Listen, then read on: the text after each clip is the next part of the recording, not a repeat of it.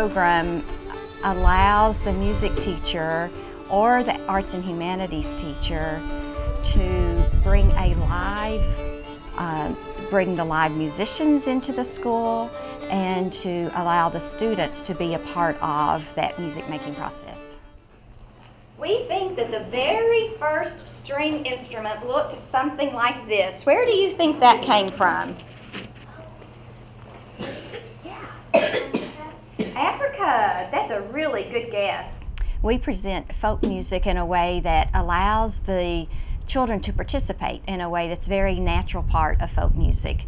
They get to see all the instruments that are part of Kentucky's root music, and they get to see and hear firsthand how musicians work together, how they play instruments together, how they sing together, how they encourage participation. I'm as free little bird as I can be, gonna build my nest in that big oak tree, so no one will ever bother. We have been so pleased at how responsive the students are. Right away they are involved in the music making. Spend some time with her using this instrument. Wow, that's big. It is, and how many people do you think it takes to play this? Two. It takes two people. Yeah. I think the teachers really like this program because we connect across the curriculum. We take the music and look at it in a historical standpoint.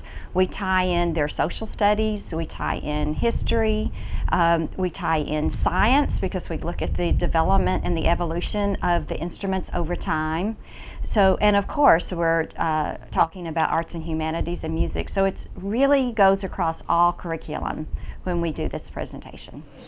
Some of our first immigrants that came to America came over from the continent of Africa. And with them, they brought this instrument. The banjo. This probably doesn't look like a lot of the banjos you've seen. This is an old-time banjo made from a gourd. And this is all materials that they would have been able to get without going to the store. The gourd they could grow in the garden. This is wood. This is wood. This is wood, this is leather. Kentucky folk music is so important because it really is American roots music. It is a true blending of the music brought over from Africa, with the African slaves. It is the music that was developed by the Irish and Scottish. And that is so important to let, so that the students can understand how that led into the development of old-time music, country music, and bluegrass music, which of course now is all over the world. We've got some more for you to sing with us. Everybody loves the kitty cat, but this cat is something different.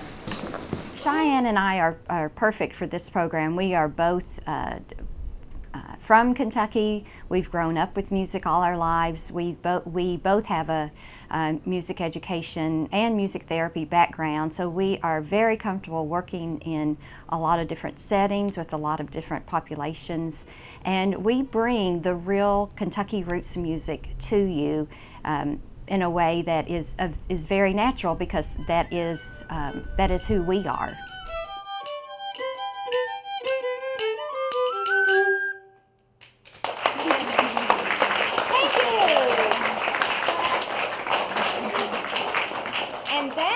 That is the spirit of folk music. Folk music is something that everyone joins and does together. Today you didn't have to have a practice before you joined us, did you? You sang along, and Miss Helm, we didn't practice together before. We just said, jump in and do this with us. And that's what folk music is all about, people making music together just for the fun of it. We have traveled all over Kentucky doing this presentation, and we are affordable for your school, and we are ready to work with your timing, and we're flexible, very flexible with whether or not we can set up and do several classrooms at one time or a very small group, even just one classroom.